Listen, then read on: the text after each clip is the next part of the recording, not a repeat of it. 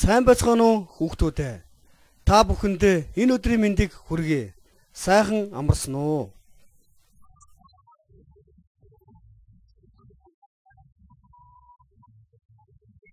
Хүүхдүүд ээ. Та бүгдийг хөгжмийн хичээлд урьж байна. Өнөөдрийн хичээл сонирхолтой гоё байх болно.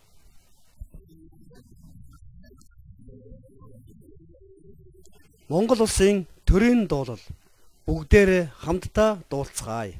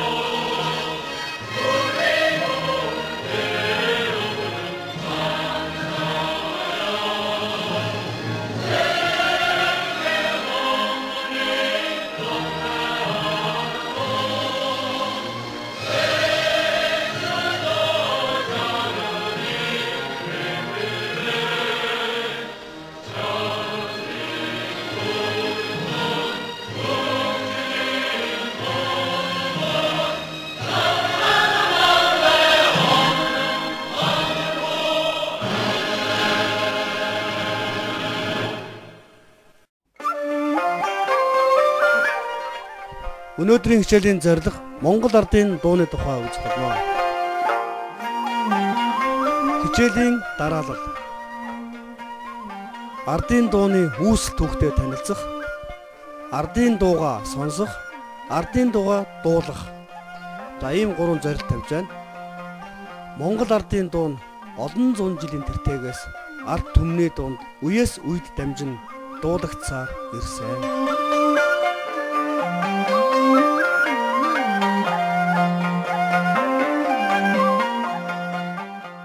Монгол ардын дуу нь зохиосон эзэнгүй ард түмний дундаас амнаас ам дамжин зохиогцоор өдийг хүрчээ.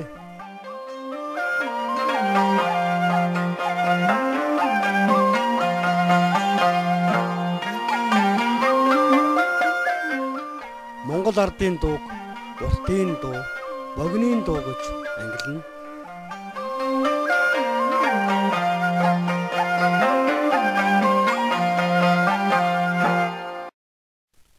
Монгол ардын уртын дууг айзан уртын дуу, жирийн уртын дуу, бэсрэг уртын дуу гэж хуваадаг.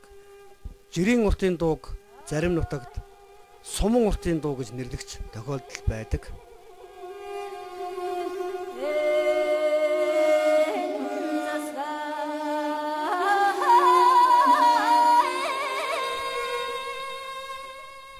Монгол улсын ерөнхийлөгч уртын дуугаа өвдөн дэлгэрүүлэх тухай зарлиг 2004 оны 9-р сарын 1-нд буулгажээ.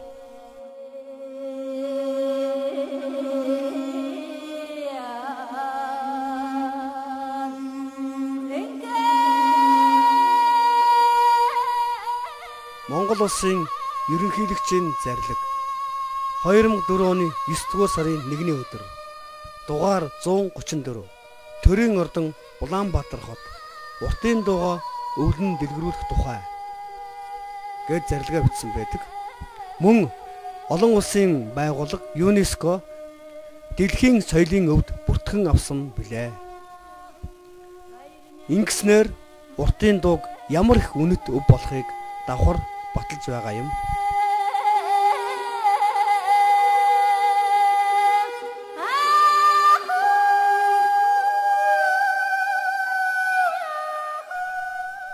Уртын дуу маань газраас алсарч огторгуйн уудамд шингэх мэт аялгау айзам уужин бөгөөд Монгол түмний хоолойн цар хүрээ алсад уусан одох мэт мэдрэмж төрүүлдэг билээ.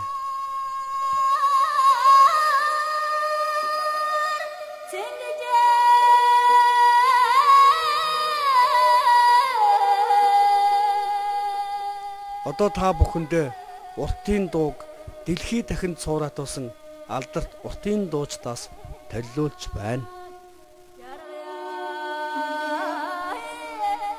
Монгол улсын гавь жижигчин Баатрин Ламжав, Завхан аймгийн Алдран сумын харьяат, Монгол улсын хөдөлмөрийн баатар төрийн шагналт ардын жүжигчин Намжлын Нор Банзад, Дундгов аймгийн Дэрэн сумын харьяат, Монгол улсын ардын жүжигчин Чулуунбаатрын шар хүүхэн, Сүхбаатар аймгийн Халзан сумын угуул, Монгол улсын гавь жүжигчин Дамдинжавын Төвшин жаргал, Өвөр ханган аймгийн Нарийнтэй сумын угуул.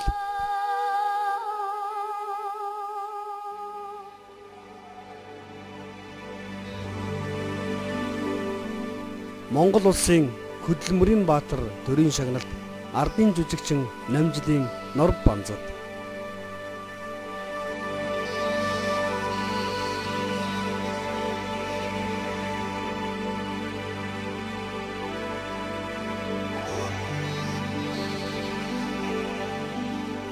Монгол ардын уртын дуу Уйхан замбуу твийн наран.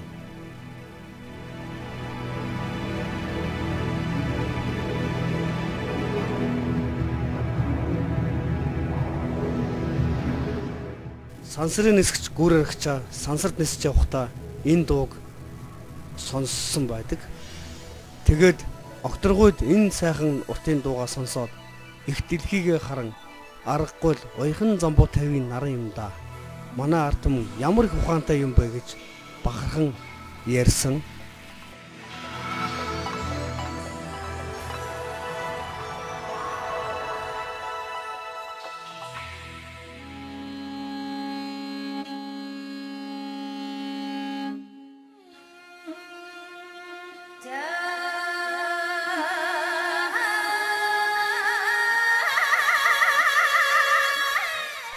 За айзан уртын дуу маань бол шуранхай ихтэй, дээд өнг их авдаг.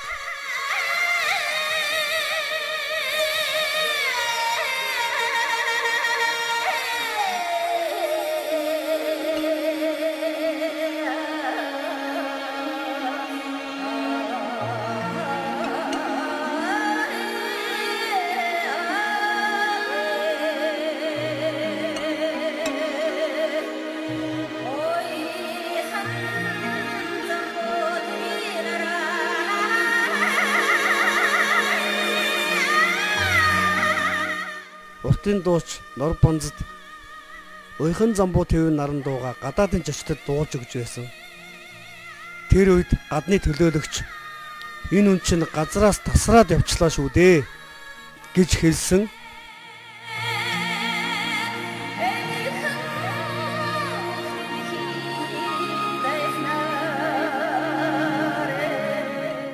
Монгол улсын хөдөлмөрийн баатар төрийн шагналт ардын жүжигчин Намжлын Нор Банзад гайхамшигтай дуучин юм.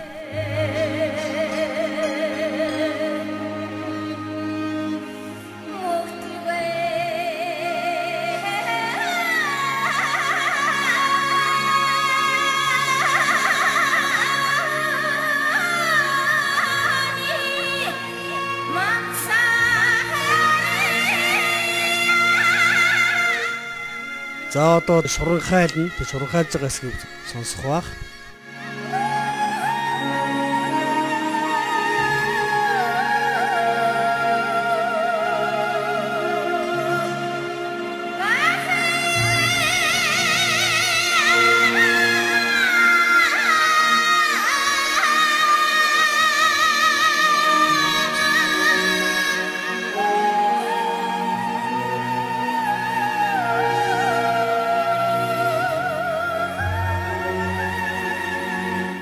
За уртын дуу 3 ангилдаг гэж зайрсан. Одоо айзан уртын дуу сонсож байна. Айзан уртын дуунд шуранхай, нуглаа, хуглаа ихтэй дээд доод өнгүүд их ордог бөгөөд удаанаар уянгалуулан дуулдаг. Бид Монгол ардын айзан уртын дуу сонслоо. Одоо жирийн уртын дуу сонсоцгоё. Монгол ардын уртын дуу өвгөн шувуу буюу жаргалтай дэлгэр. Дуучин Монгол улсын гавьяат жүжигчин Ламжав.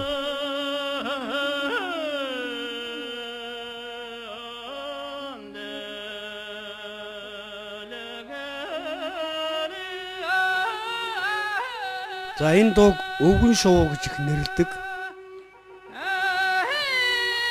Тэгээд хожим дууны нэрийг өөрчилж жаргалтай дэлгэр гэж одоо нэрлэдэг болсон.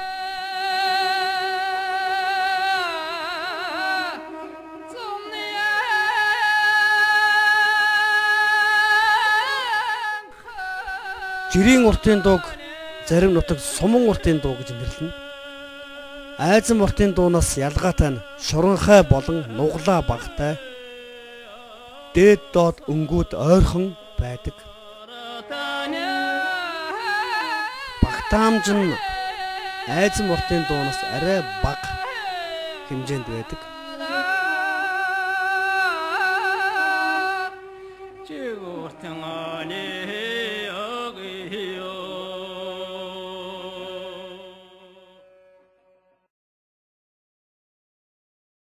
Одоо бисрэг уртын дуу сонсъё.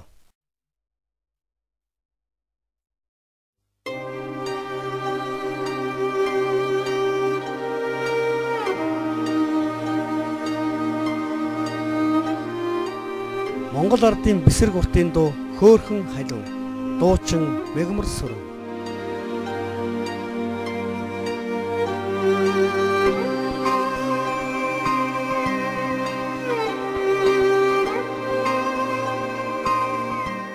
Бисрэг уртын дуу нь ардын богино дуутай төстэй, аялгау богино боловч бага зэрэг нуглаатай, дээд доод өнгөний багтаамж ойрхон.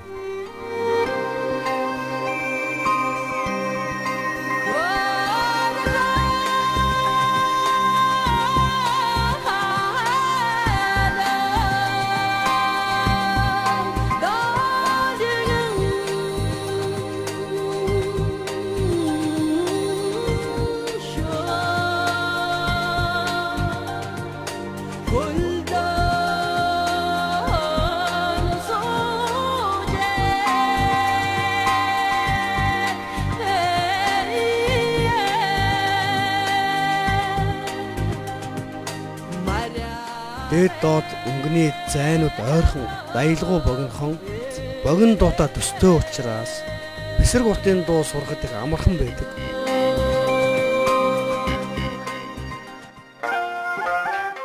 Бид Монгол ардын уртын дууны тухай сонсож мэдлээ. Одоо Монгол ардын богино дууны тухай үзье. Манай ард түмэн ардын богино дууг голцоо их дуулдаг. Богино дуу нь уртын дуунаас хэмнэл аялгуугаараа эрс ялгаатай. Богино аялгуутай, шуранхайгүй, өөрийн гэсэн өвөрмөс дүр төрхтэй, ард түмний амьдрал ахуй, зан төлөв, ёс заншлыг маш тодорхой илэрхийлнэ.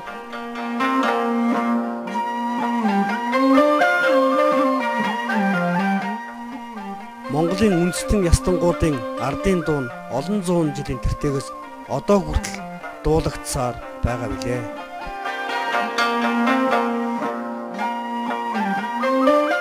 Монгол ардын дуу нь ажил хөдөлмөрийн, зан үйлийн, харилцаа, домогт гэх мэтчлэн олон төрөлд хуваагддаг.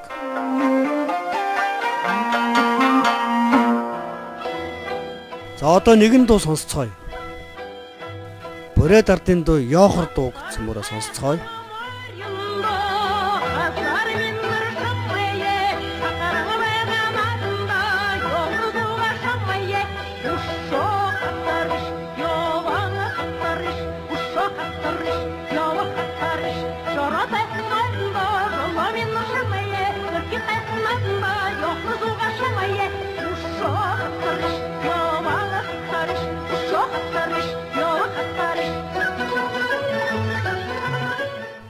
Монгол ардын богино туг ардын цөөхөл хөгжим тоглох нь тохиромжтой.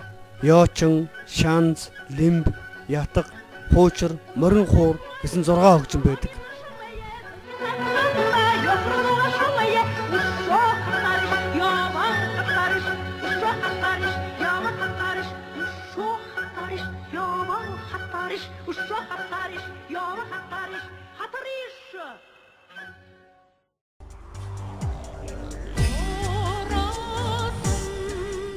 Цаатан ардын дуу самгалдай дууг сонсъё.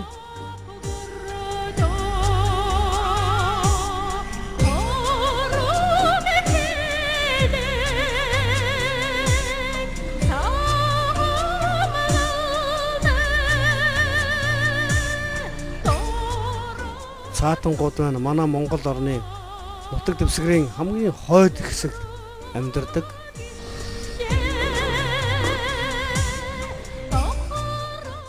Ардын ёс заншил зан үйлийг тэр чигээр нь хадгалж яваа ард түмэн байгаа.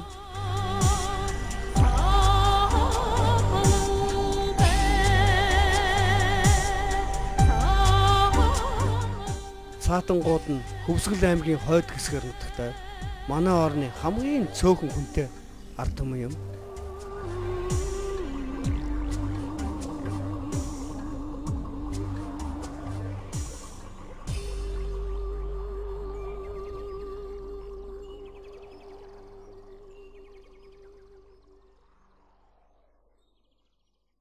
Монгол ардын дууны үгэнд маш их гүн утга агуулсан байдаг.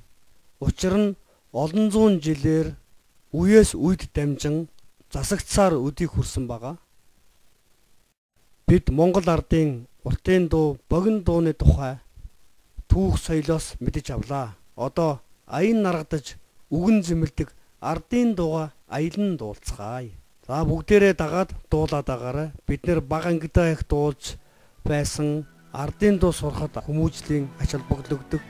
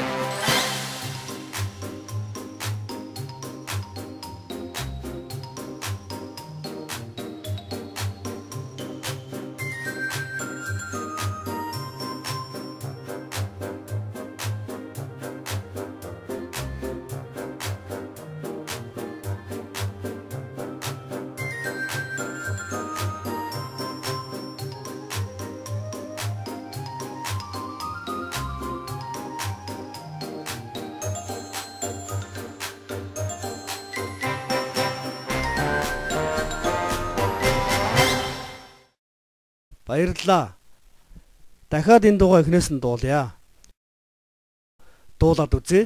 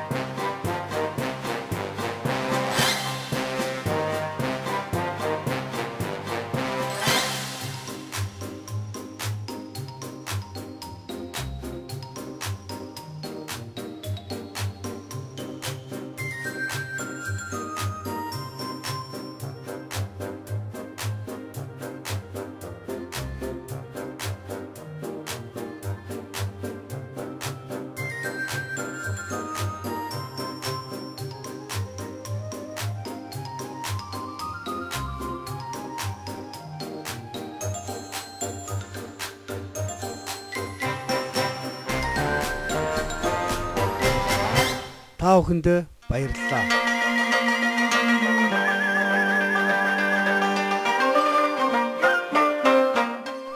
Энэ дуунуудаа байнга дуулж дүүдээ болон ах эгч гэрийнхээ бүх гишүүдэд зааж өгөөрэй.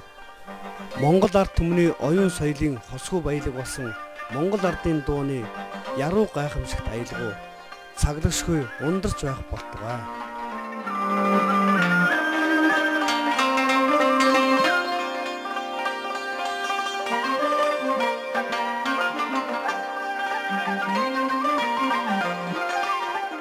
Бид өнөөдөр Монгол ардын дууны тухай үзлээ.